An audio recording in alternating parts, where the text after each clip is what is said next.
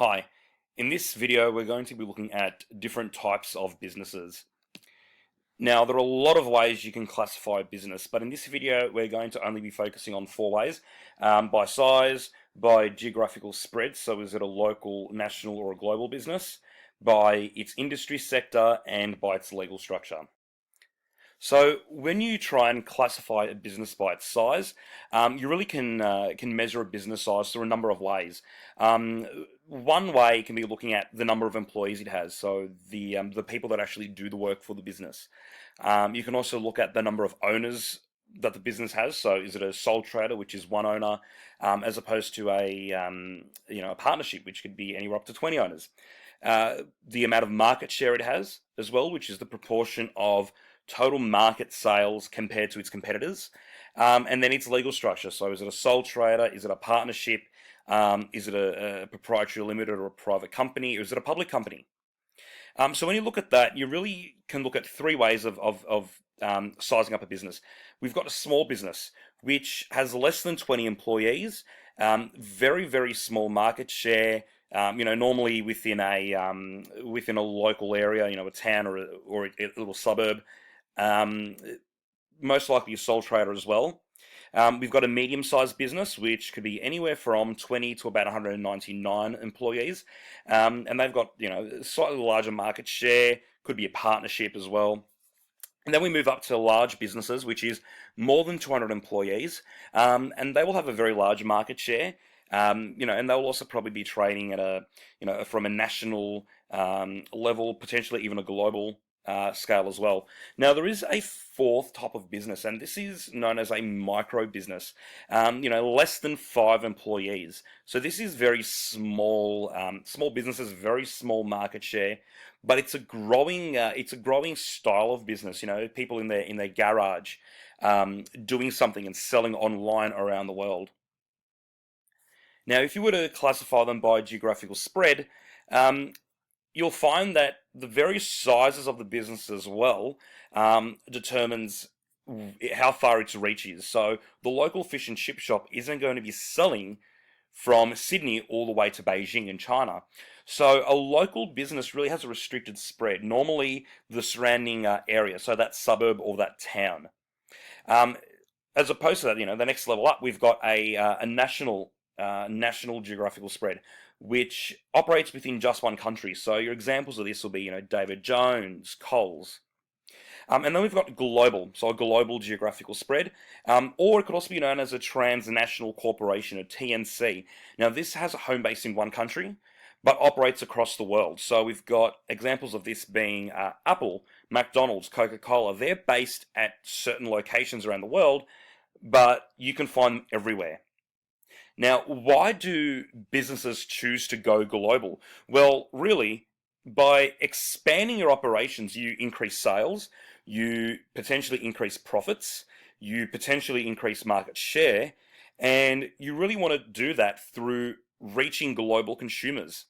You can't increase your profits, increase your sales, and increase your market share exponentially if you're just serving your suburb. You need to really tap into the global marketplace. Now, notice how I said potentially. Just because you operate around the world doesn't mean you will increase sales, increase profits, and increase your market share. Nothing is for certain. Now, if you want to classify them by industry sector as well, we can break it up into sort of a pyramid. Now, at the bottom of the pyramid, it's the primary industries. Now, this is industry that consists of businesses that are involved in natural resources, farming, mining. So finding those natural resources that are really essential in order to actually make something. Okay, you can't make cars without steel. You can't make steel without the ore that they find in the ground. So the next level up from that is secondary industry. Now, that's your manufacturing. They're taking the raw materials from the primary sector and turning them into something else. Now, the top tier of that pyramid, as you notice, I've sort of split it up into three sections there. So the tertiary sector is services. Now, because the service sector has grown exponentially over the last few years, it's really had to have been split into further two branches. So quaternary, so four, which is the transfer of information. So the IT service sector, education, communications. Quinary, which is 5, that's your traditionally home-based services. So hospitality, tourism, childcare. Now they're becoming businesses that people can offer to people outside of their home, and hopefully make a profit from as well. But it's still a service. So quaternary and quinary still really fall under the tertiary sector, but they sort of extensions of it. And the final way we can classify types of businesses is through their legal structure. Now, before I get onto the different types of legal structures, there are a few words on the screen there that I just want to define first. So, unincorporated, incorporated, unlimited liability, and limited liability. Now, firstly, incorporation. Now, when a business becomes incorporated, it means that the company is a separate legal entity as the owners. So the business sort of has its own life. What this means is that any legal issues, on the death of one of the people, one of the owners, the business is a separate entity. And that then really relates to the whole idea of unlimited liability and limited liability. So, for example, we'll actually tackle this as we go through. A sole trader is a legal structure where it's owned and operated by one person. Now, the benefits of this is it's cheap to start. You only get taxed on your personal income. However, the negative is the business ends when the owner dies. Now, because it's so tied to that one person, you've also got the idea of unlimited liability. Now, the person is the same legal entity as the business, which is different, as I mentioned before, to an incorporated business where the business sort of has its own life. So, that means that if the owner goes into debt, then they stand to lose everything. They can lose their house, they can lose their personal assets because they have unlimited liability. Okay, and there's the same with the partnership as well. So this is between 2 to 20 people. Again, it's very cheap to start. The other benefit is that on the death of one person, the business can still continue. So the second owner, or the third or the fifth, the 5 other owners can still continue the business. However, the negative here is, again, it's got unlimited liability. So because the business is still the same legal entity as the owners, if they go into a severe amount of debt, again, they could stand to lose everything. Then we move on to the incorporated and the limited liability businesses.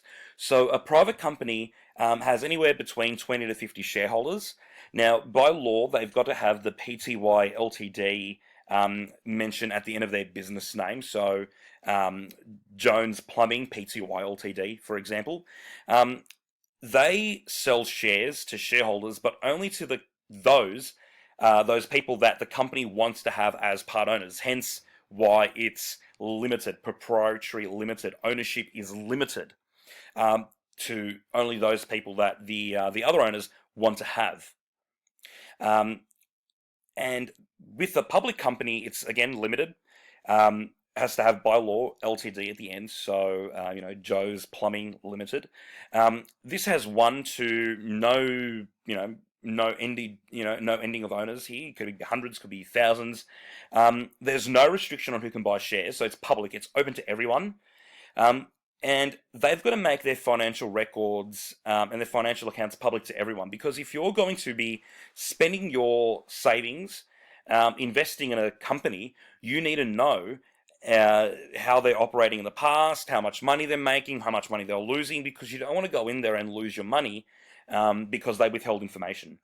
And this is really useful in a way, because what it does is it allows businesses to really be perpetual. So they're never going to die off, really. So on the death of Steve Jobs, for example, in Apple, the Apple Corporation didn't just fizzle off and stop. Tim Cook stepped up and kept going. So there's no need to worry about is the business going to survive on the death of an owner, and it's a limited liability as well. So if you say you put in $100 of shares to Apple, and Apple somehow goes broke, you're only going to lose $100.